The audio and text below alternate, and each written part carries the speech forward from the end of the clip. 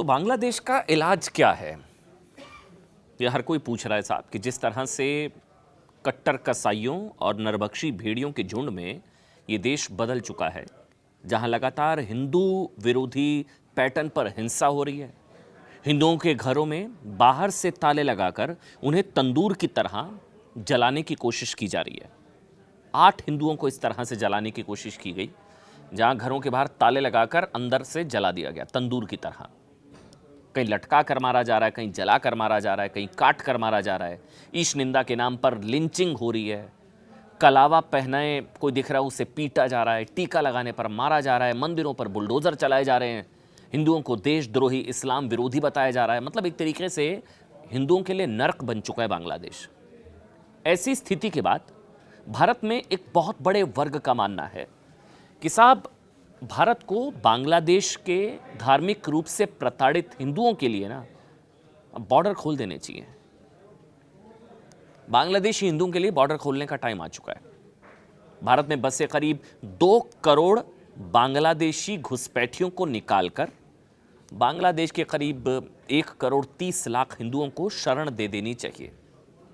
एक बहुत बड़ा वर्ग है जो मांग कर रहा है कि घुसपैठिया भगाओ, हिंदू वापस लेकर आओ, क्योंकि यहां किसे दीपू दास की तरह जला दिया जाए बांग्लादेश में, इसकी कोई अब गारंटी नहीं है। पूरी दुनिया में हिंदुओं का कौन सा देश, मतलब कौन सा देश है या कौन सा देश नहीं है, इसका जवाब हर कोई जानता है। ऐसी स्थिति में हिंदुस्तान उनके काम नहीं आएगा तो कौन आएगा? इसलिए भेड़ियों के झुंड में फंसे 1 करोड़ 30 लाख बांग्लादेशी हिंदुओं को शरण देने की बात मानवीय दृष्टिकोण से भी बिल्कुल सही होगी, क्योंकि माइनॉरिटी राइट्स की बात की जाती है पूरी दुनिया में, मानवाधिकारों की बात, अल्पसंख्यक अधिकारों की बात।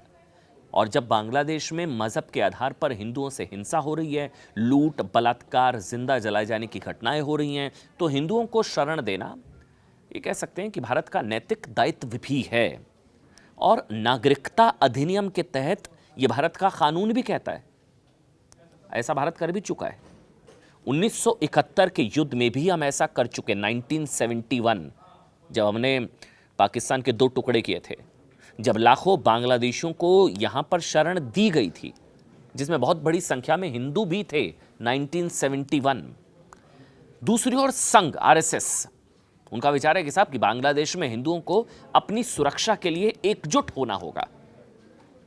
दुनिया भर के हिंदुओं को बांग्लादेश के हिंदुओं की मदद करनी चाहिए। पूरी दुनिया के हिंदुओं को एकजुट होना होगा। नेपाल में वैसे प्रदर्शन भी हुआ है।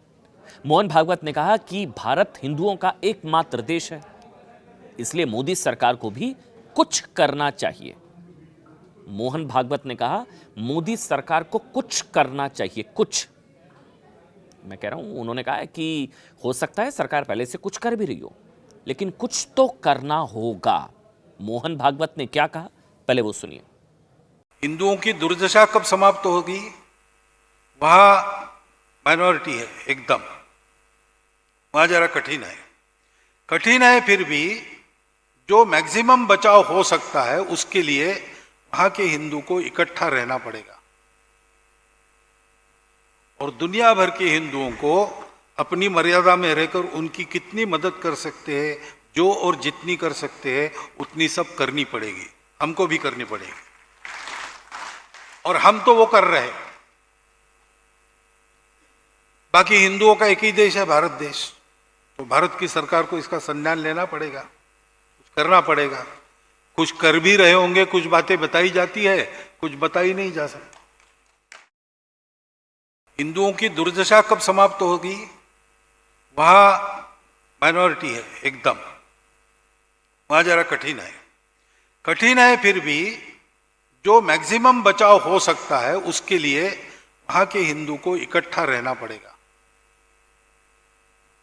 और दुनिया भर के हिंदुओं को अपनी मर्यादा में रहकर उनकी कितनी मदद कर सकते हैं, जो और जितनी कर सकते हैं उतनी सब करनी पड़ेगी, हमको भी करनी पड़ेगी। और हम तो वो कर रहे हैं। बाकी हिंदुओं का एक ही देश है, भारत देश। तो भारत की सरकार को इसका संज्ञान लेना पड़ेगा, कुछ करना पड़ेगा। कुछ कर भी रहे होंगे, कुछ बातें बताई जाती है, कुछ बताई नहीं जा सकती। देखिए, मोहन भागवत कह रहे हैं कि बांग्लादेश में सरकार को कुछ तो करना होगा। कुछ की परिभाषा क्या है?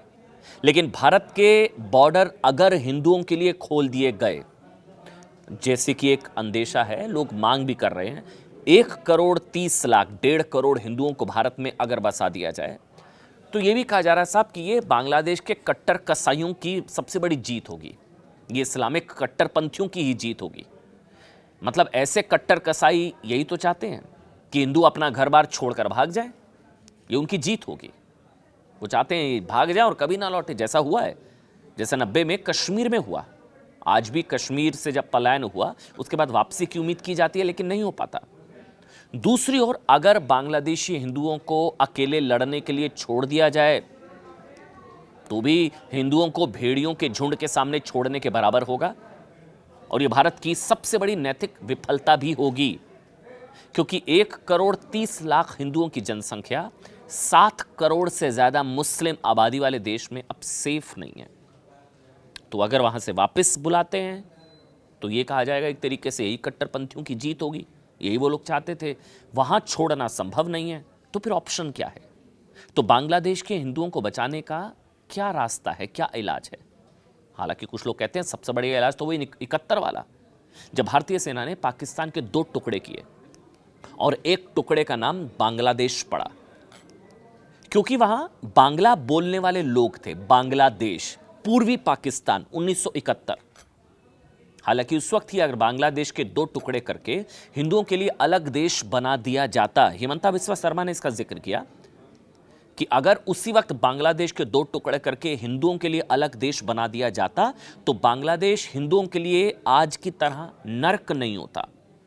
आज़ादी के वक्त 1947 में बांग्लादेश यानी कि पूर्वी पाकिस्तान में हिंदू जनसंख्या करीब 40% थी, 40%।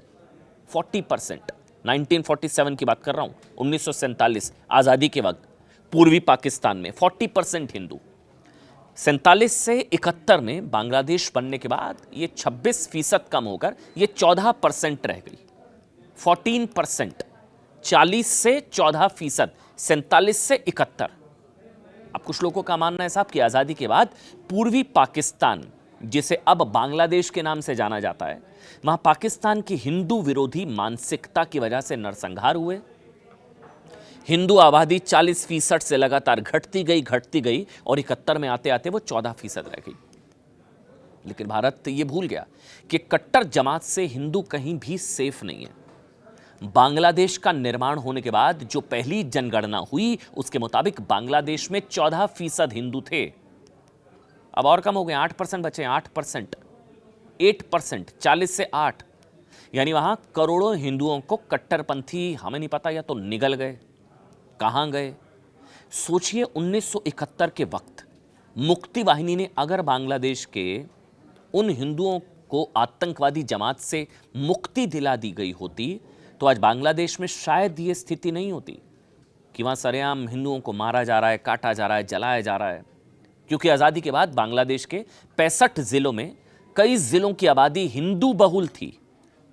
जब आज़ादी के बाद बांग्लादेश यानी कि पूर्वी पाकिस्तान के 65 जिलों में कई जिलों में हिंदू बहुल आबादी थी।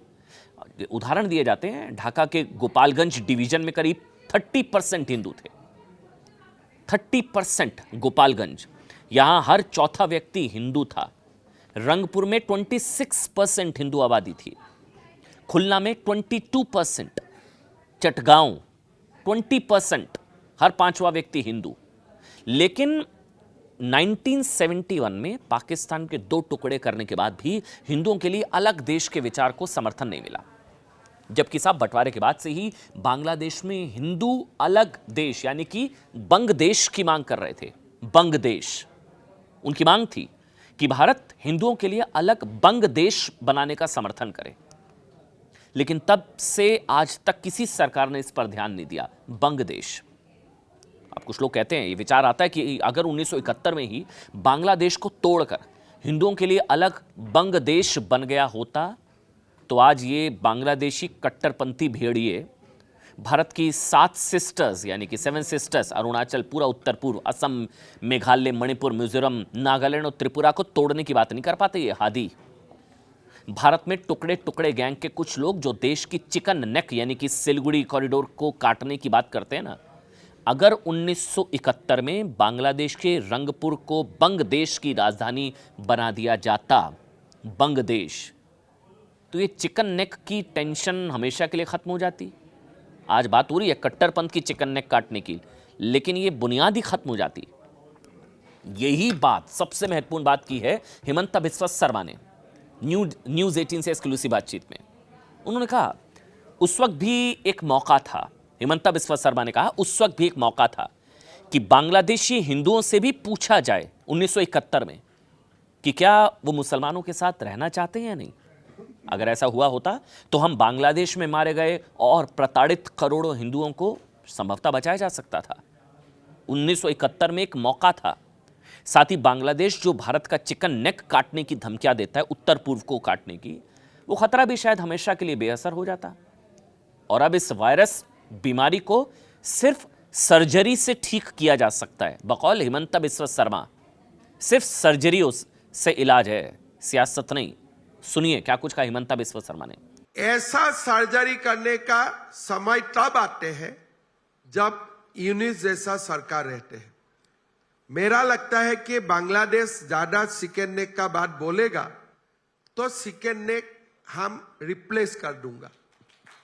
तो इसीलिए हमेशा सीजरियन ऑपरेशन तभी होते हैं जब नॉर्मल ऑपरेशन संभव नहीं होते हैं। देखिए हिमंता बिस्वा शर्मा सर्जरी की बात कर रहे हैं। वो कह रहे हैं एक मौका था 1971 में पाकिस्तान के साथ साथ बांग्लादेश की सर्जरी भी हो जाती तो बांग्लादेशी हिंदुओं को अपना हिंदू राष्ट्र मिल जाता और भारत के सामने पूर्वोत्तर की सुरक्षा की चुनौती खत्म हो जाती, घुसपैठियों की चिंता खत्म हो जाती और मोहम्मद यूनुस जो चिकन नेक को भारत की कमजोर कड़ी मानता है, वो कमजोरी भी शायद होती ही नहीं कभी। चटगांव हमेशा हिंदू बहुल रहा है। सिलहट मेघालय और असम के अहोम साम्राज्य की भूमि रहा है और रंगपुर की पहचान हिंदुओं से जुड़ी हुई है। बांग्लादेशी हिंदू मानते हैं कि हिंदू बहुल रंगपुर और चटगांव को अलग करने से हिंदू, बौद्ध और ईसाइयों के लिए अलग से सुरक्षित देश बनाया जा सकता है। ये मौका था 71 में। बस इसके लिए 1971 जैसा ऑपरेशन चलाने की जरूरत है। कुछ लोगों को ये हो सकता है काल्पनिक विचार लगे कि ये कहां हो सकता है, संभव है, लेकिन साहब सोचिए 1971 में भी ना पाकिस्तान को तोड़कर बांग्लादेश का विचार काल्पनिक लगता होगा कि ये कैसे हो सकता है। पाकिस्तान के 2 टुकड़े 1971। अच्छा, मोहन भागवत ने जैसा कहा कि भारत हिंदुओं का एकमात्र देश है, इसलिए मोदी सरकार को भी कुछ करना चाहिए। भागवत ने यह भी कहा कि हो सकता है सरकार पहले से कुछ कर रही हो, लेकिन कुछ तो करना होगा। तो मोदी सरकार इसके लिए क्या कर रही है, ये तो मोदी सरकार बता सकती है। लेकिन 1971 का युद्ध भारत के लिए नजीर इसलिए बन सकता है क्योंकि भारत से बांग्लादेश में तब दखल दिया था भारत ने जब यहां पाकिस्तानी क्रूरता और अत्याचारों ने सारी सीमाएं तोड़ दी थी। हत्याएं हो रही थी, महिलाओं का बलात्कार हो रहा था। दुनिया जब चुप बैठी थी तब भारत बांग्लादेशियों को बचाने के लिए उठ खड़ा हुआ था। और इस वक्त बांग्लादेश में 1971 से भी बुरी स्थिति है, हालात बहुत खराब है। बांग्लादेश हिंदुओं के लिए नर्क जैसा बनता जा रहा है। कुछ लोग कह रहे हैं दूसरा पाकिस्तान। हिंदू जलाए जा रहे हैं, मंदिरों पर बुलडोजर चलाया जा रहा है। आप सोचकर देखिए, हिंदू धर्मगुरुओं को जेलों में डाला जा रहा है, महिलाओं से बलात्कार हो रहा है। अब इसी को लेकर कुछ लोग कह रहे हैं कि ऑपरेशन कैक्टस लिली पार्ट 2 शुरू करने का वक्त आ गया क्या। 1971 याद करिए, ऑपरेशन कैक्टस लिली के जरिए ही भारतीय सेना ने बांग्लादेश को पाकिस्तान से मुक्ति दिलाने में मदद की थी। सवाल यह है कि संघ प्रमुख मोहन भागवत ने इसी बात का संकेत दिया कि बांग्लादेश में कुछ हो सकता है, क्योंकि यह तो तय है कि साहब कि बांग्लादेश में हिंदुओं की सुरक्षा या न्याय को और टाला नहीं जा सकता है।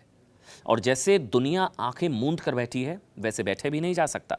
इसलिए मोहन भागवत ने अपील की है कि अब वक्त आ गया है कि वैश्विक हिंदू समुदाय हिंदू भाई बहनों के साथ एकजुटता से खड़ा हो, जिससे बांग्लादेश के हिंदू जिंदा जलाए जाने, हिंसा और जबरन धर्मांतरण से बचाए जा सकें। कुछ लोगों की एक्सट्रीम लाइन ये है कि भारत को इजराइल मॉडल पर काम करना चाहिए। इजराइल मानता है साहब कि दुनिया में कोई भी यहूदी दुनिया के किसी भी कोने में अगर उत्पीड़न का सामना करता है, सिर्फ यहूदी होने की वजह से वो अगर अनसेफ है अपने रिलीजन की वजह से, तो वो इजराइल का नागरिक है। और इजराइल मॉडल के तहत सीए की कट ऑफ डेट हटाई जा सकती है। और यही इस केस में भी हो सकता है। बांग्लादेशी हिंदुओं को फास्ट ट्रैक नागरिकता दी जा सकती है और भारत दुनिया भर में यह मुद्दा बना सकता है। इसलिए इसमें भारत में सेकुलरिज्म की बड़ी व्याख्या जो है ना, वो समस्या कभी कभी बन जाती है। क्योंकि आज बांग्लादेश में हिंदू विरोधी हिंसा पर कांग्रेस के नेता जिस तरह से कह रहे हैं कि इसे कम्युनल एंगल नहीं दिया जाना चाहिए, यानी कि बांग्लादेश में दीपू दास की हत्या हिंदू होने की वजह से हुई, ऐसा कहना गलत है। उसी तरह हिंदुओं के लिए अगर बॉर्डर खोले गए या हिंदुओं के लिए अगर अलग देश बनाने की मांग का समर्थन हुआ तो हमारे ही देश के सेकुलर, सो कॉल्ड सेकुलर नेता इसका विरोध करेंगे, जैसे सीए आंदोलन के नाम पर हुआ। लेकिन मोहन भागवत का इशारा क्या कुछ बड़ी तस्वीर की ओर संकेत दे रहा है? सोचेगा जरूर।